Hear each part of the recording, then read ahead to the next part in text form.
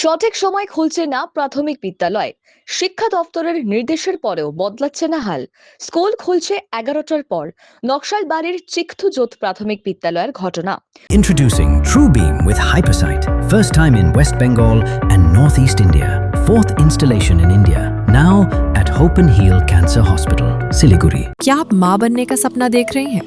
Advance fertility care का अनुभव करें उस एक्सपर्ट टीम के साथ जिस पर परिवार भरोसा करते हैं, जहां होप बदलती है नई शुरुआत में।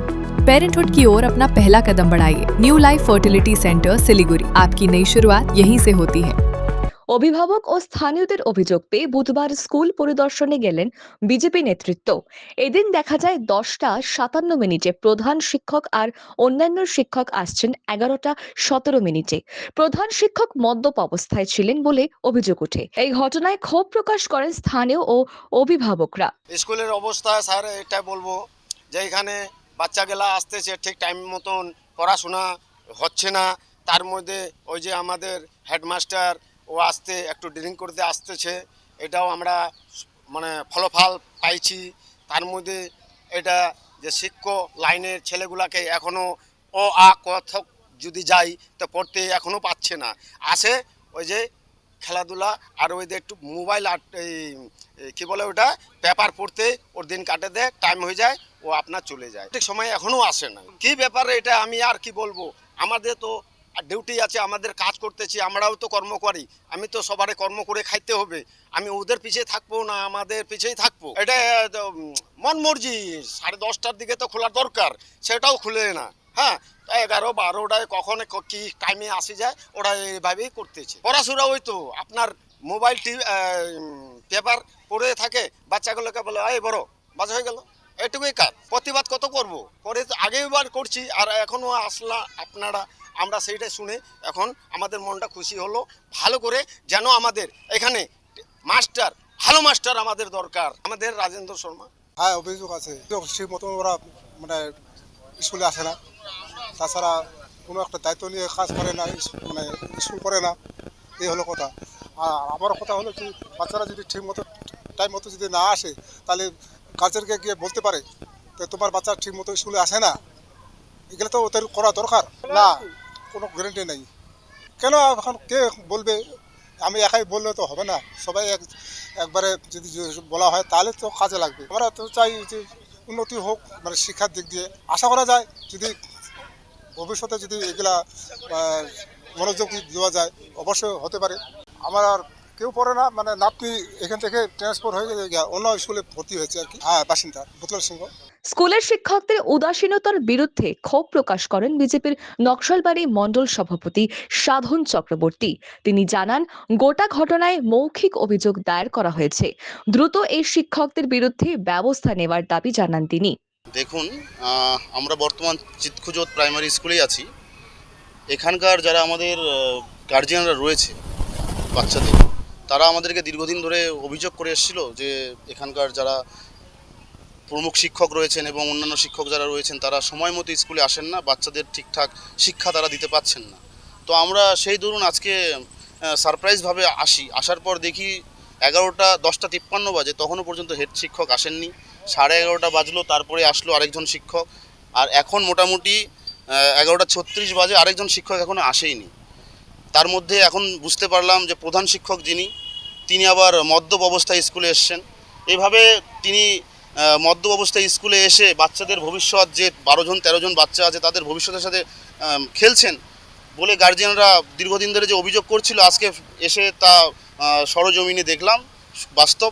তারা বাচ্চাদের ভবিষ্যৎ নষ্ট করার জন্য এখানে তারা এইভাবে কর্মকাণ্ড করছে। অবশ্যই অভিযোগ জানানো হয়ে গেছে, মৌখিক অভিযোগ জানানো হয়ে গেছে। এবার লিখিত অভিযোগ করব, যাতে এই 3 জন শিক্ষক যারা রয়েছেন, এই 12 জন যারা বিদ্যার্থী, তাদের জীবন নিয়ে যারা খেলা করছেন, তারা যাতে উপযুক্ত শাস্তি পায়, তারা যাতে উপযুক্ত তাদের ব্যবস্থা নেওয়া হয়, সেই দাবির আমরা রাখব।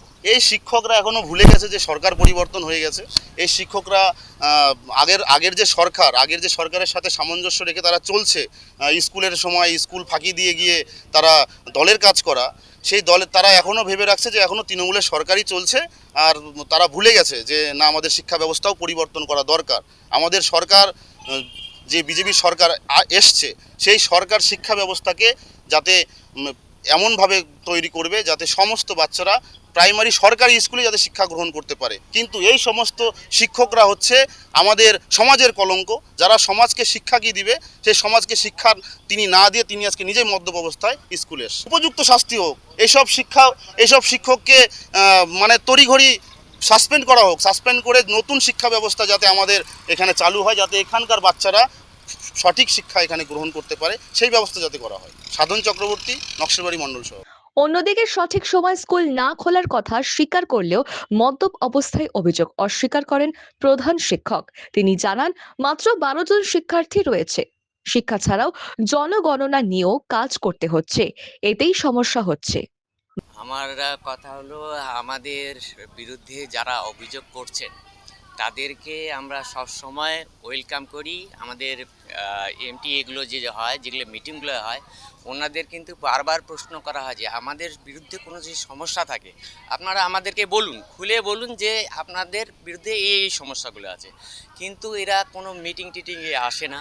প্রথম কথা যে আমাদের এখানে যে এমটি এর সেক্রেটারি, ঠিক আছে, বিসি কমিটির যে সেক্রেটারি, উনি প্রথম থেকেই ছিলেন না।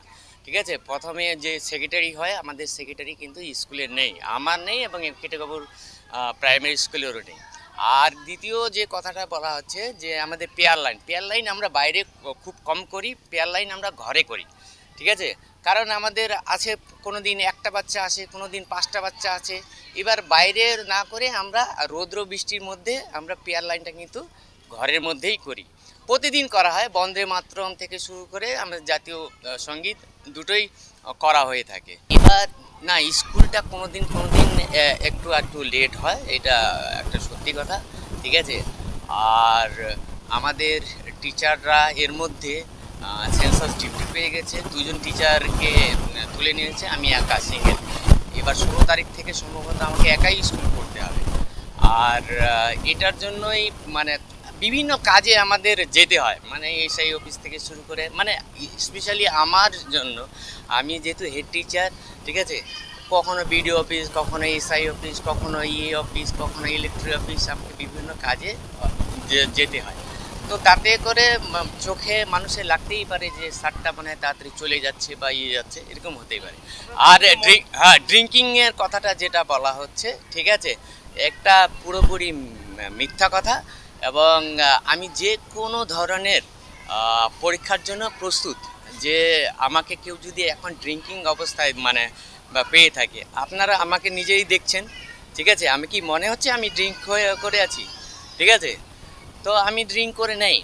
এবার প্রথম কথা হলো, যে কথাগুলো বলা হচ্ছে এগুলা পুরোপুরি মিথ্যা কথা বলা হচ্ছে। ঠিক আছে, সরি, একদিন একটু 19-20 হয়ে থাকে। যেমন আমি নিজেই 10:53 আজকে পৌঁছেছি। ঠিক আছে, আমাদের 10:45 স্কুল খোলার কথা, তাতে আমি 10:53 আসছি, মানে 6 মিনিট মতো লেট হয়ে 11:17 আসলেন। ঠিক আছে, উনি তো বললেন ওনার গাড়িটা খারাপ হয়ে গেছে। আর ম্যাডাম যে আছে, ম্যাডাম 9:45 মেসেজ করে পাঠিয়ে দিয়েছে যে উনি আজকে আসতে পারবেন না, উনি অসুস্থ। ঠিক আছে, 9:45 হোয়াটসঅ্যাপে উনি করে দিয়েছেন। তো আগে থেকেই যে অসুস্থ হবে এমন তো কারো জানা থাকে না। তো অনেক সময় আমাদেরকে হোয়াটসঅ্যাপে করলেও আমরা এখানে সিএলটাও করে দিই। আমার নাম সন্তু রায়, হেড টিচার, চিত্তুরজোত প্রাইমারি স্কুল।